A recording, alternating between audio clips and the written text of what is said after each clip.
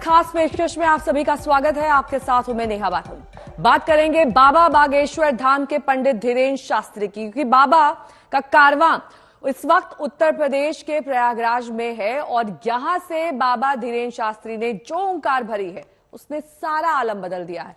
प्रयागराज में बाबा धीरेन्द्र शास्त्री ने एक बार फिर मिशन हिंदू राष्ट्र का बिगुल फूका और साधु संतों के आशीर्वाद से माहौल को पूरी तरह से अपने हक में कर लिया।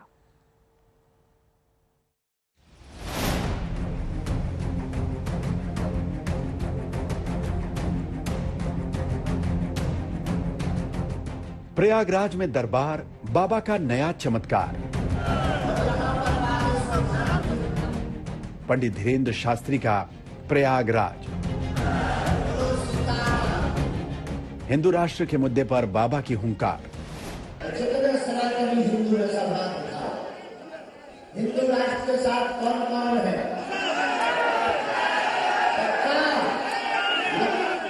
बजा दो बिगुल हिंदू राष्ट्र का, आओ जाति बात को तोड़कर हम सब हिंदू एक हैं। पहले से तय कार्यक्रम के मुताबिक जैसे ही बाबा बागेश्वर धाम के धीरेन्द्र कृष्ण शास्त्री प्रयागराज पहुंचे, सारा आलम ही बदल गया।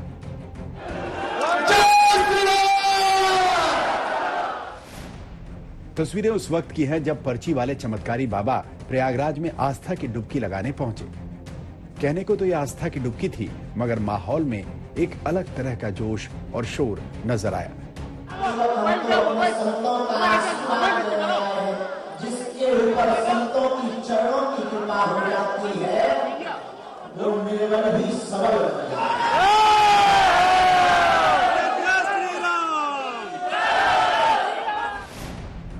डुबकी लगाने के बाद बाबा अपने रंग में आ चुके थे।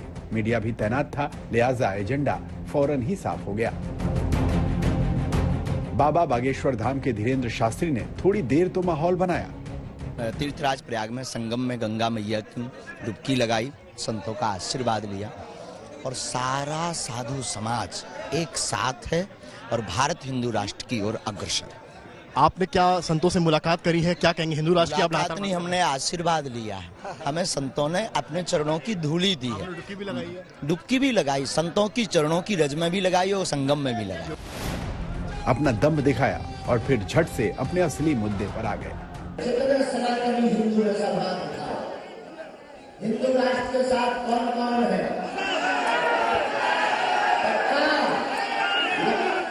बजा दो बिगुल हिंदू राष्ट्र का, आओ जाति बात को तोड़कर हम सब हिंदू एक हैं।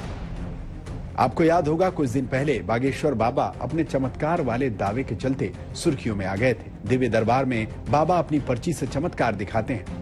आपके कुल देव रुष्ट हैं, कुल में आपके देवी है, देवी की योगिनी आपको परेशान कर रही है। तुम्हारे पर्चे में 11 प्रश्न लिखे हैं टोटल।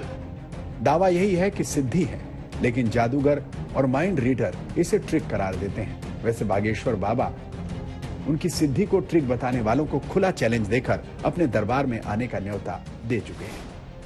मतलब ये कि बागेश्वर बाबा पर आरोप अंधविश्वास को बढ़ावा देने का लगा था, लेकिन अब बात चमत्कार से कहीं आगे निकल चुकी है। अब तक पंडित धीरेन्द्र शास्त्री खुलकर बोल रहे हैं और खुल्लम खुल्ला हिंदू राष्ट्र के प्लान पर आगे बढ़ रहे हैं। सनातनी हिंदू ऐसा बात था। हिंदू राष्ट्र के साथ कौन कौन है?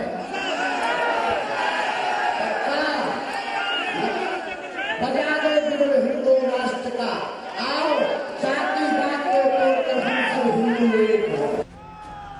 एजेंडा तय है, मकसद साफ है, प्लान भी तैयार है। अगर हम सब साथ हों तो भारत हिंदू। संगम नगरी में भक्तों को बाबा के आने की जानकारी पहले से थी। 2 फरवरी का प्लान पहले से ही तय था, लिहाजा गंगा तट पर बाबा की एक झलक पाने की बेताबी थी। सतुआ बाबा के आश्रम में धीरेन्द्र शास्त्री ने साधु संतों और समर्थकों को संबोधित किया और एक बार फिर हिंदू राष्ट्र की बात की। तमाम हिंदू संगठनों के बीच बागेश्वर धाम के सरकार धीरेन्द्र शास्त्री इस एजेंडे को लेकर सबके अगुआ बन गए। इस मुहिम को लेकर बाबा बागेश्वर ने संतों को लामबंद करने का सिलसिला शुरू कर दिया है। आज तक ब्यूरो। तो कैसे रामचरितमानस को लेकर यूपी में महाभारत छिड़ गई है। समाजवादी पार्टी के नेता स्वामी प्रसाद मौर्य ने रामचरितमानस पर विवादित टिप्पणी क्या की, आग ही लग गई। अब उसके समर्थन में समाजवादी पार्टी भी उतर आई है। लेकिन यही लड़ाई उस वक्त और भी ज्यादा दिलचस्प हो गई जब बाबा बागेश्वर धाम के धीरेन्द्र शास्त्री ने इसमें अपने ही अंदाज में तड़का लगा दिया।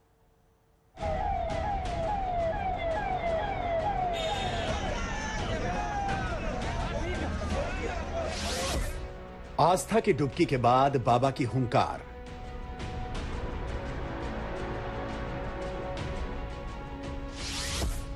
रामचरितमानस विवाद पर भड़के बाबा।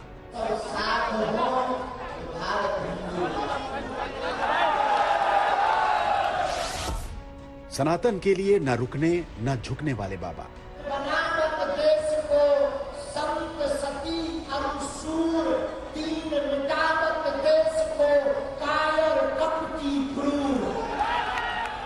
बाबा बागेश्वर धाम जहां भी जाते हैं हंगामा खड़ा होना लाजमी है और उस पर बाबा के ऐसे बोल बात देखते ही देखते दूर तलक चली जाती है। अगर कोई सनातन का विरोध करेगा तो भटरी कौन कौन मारेगा? अगर कोई संतों का विरोध करेगा तो भटरी कौन कौन मारेगा? और ये जो रामचरितमानस को फाड़ रहा उनकी भटरी पक्का और हाथ धन नीचे काम में आया।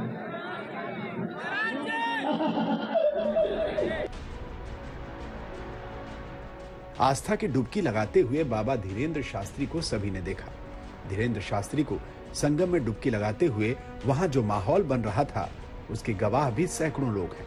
उसके बाद साधु संतों के साथ साथ बाबा का सत्संग माहौल को नई ऊर्जा और ऊंचाई देने के लिए काफी था।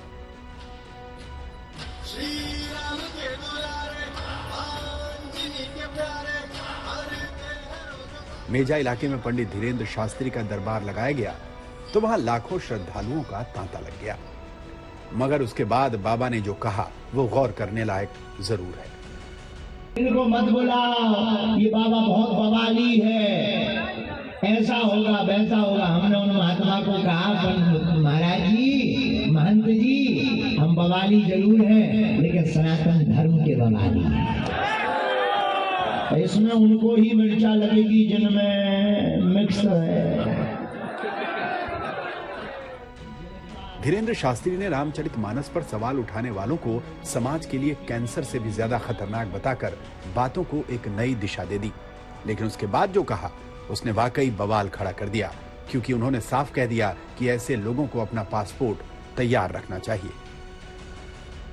और ये जो रामचरितमानस को फाड़ रहा उनकी फटरी पक्का और हाथ धन नीचे काम में आया।